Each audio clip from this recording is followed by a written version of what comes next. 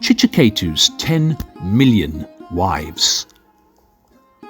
Those familiar with my channel will know that I often tackle challenging accounts within the ancient Puranas, whilst introducing a worldview in which they can be literally true. That approach inevitably leads to the conclusion that such stories take place in a universe with laws that are beyond our everyday experience of space and time. And why not? In this video I focus on Maharaj Chitraketu, who appears in chapters 14 to 17 of the 6th canto of the Bhagavat Purana.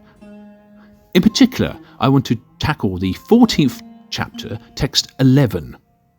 It reads, Chitraketu had 10 million wives, but although he was capable of producing children, he did not receive a child from any of them. By chance, all the wives were barren. Alright, first point. 10 million wives? Isn't one? Or maybe two enough? But think about that. 10 million. Whoa. Some might suggest that this figure is merely symbolic of immense opulence and sensual enjoyment available to the king. It's been suggested that the barrenness of his wives was a deliberate divine arrangement to push Chitraketu towards enlightenment. The story has been described as a critique of seeking happiness through sheer accumulation. Yes, fine, but that is not the focus of this video. So how could it literally be 10 million wives? Well, Chitraketu was very wealthy and powerful, so let's play this out. In recent times, for example, Muhammad Bello Abubakar of Nigeria had at least 86 wives. Conventional history reveals that some ancient African, Asian, and Middle Eastern kings kept multiple wives, plus harems. Combine the two together and you reach large figures. Also consider King Solomon, who lived around 1000 BCE. It is said he had 700 wives and 300 concubines. 1 Kings 11:3 of the Holy Bible. Then there's Mansa Musa of the 14th century Mali Empire. He also had many wives. According to various accounts, anything ranging from dozens to hundreds.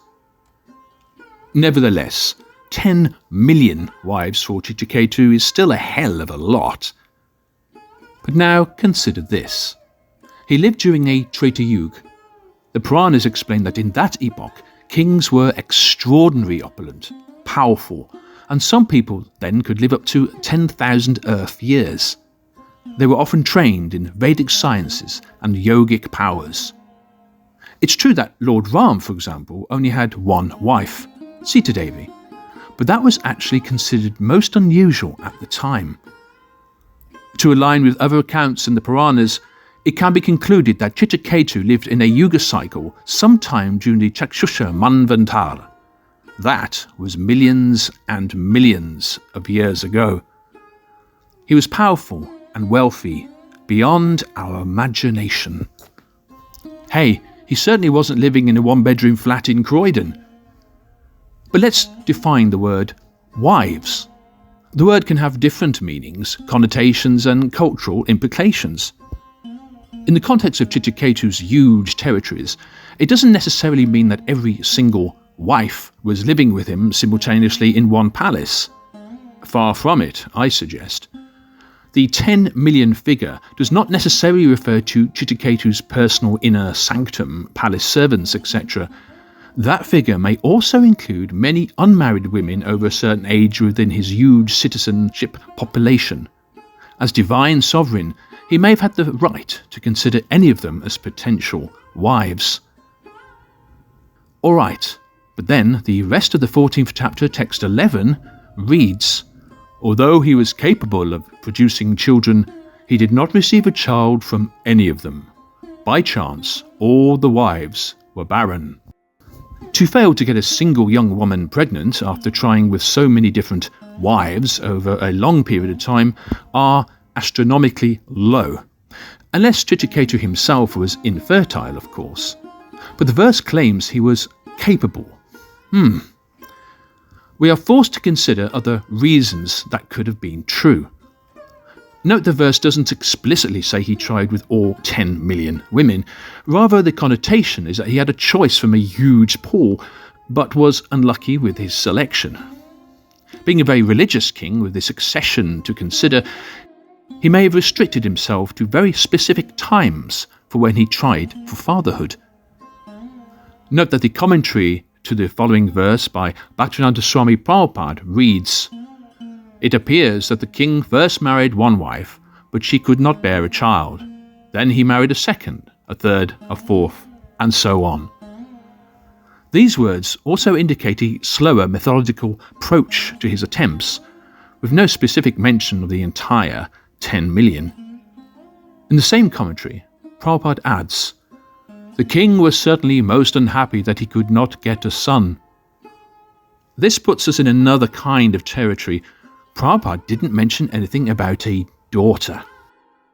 We may need to consider patriarchy, where the king was under pressure to have a son in order to inherit his kingdom. The concept of an ancient king not aspiring to have a daughter so much was actually a common thing in many royal families. A difficult concept to many in this day and age, but it was a fact. Here's a final thought of mine. Chitraketu lived in a completely different era when the earth was a very different place. We know that later he ruled over the Vijayadharas, a race of divine Upadevas. He even ruled over many other planets where he travelled to in style, in celestial vimanas. Now, the text doesn't say that all his wives were terrestrial humans like us. The likes of Vijayadhara women, for example, could have been his preference, but they were a different humanoid race. Could there have been any genetic incompatibility, meaning they could not bear his child? And there's no guarantee their Upadeva methods were the same. Anyhow, enough of that. The Bhagavat Purana's 6th canto's 14th chapter stands, I argue. Thanks for watching. Take care now.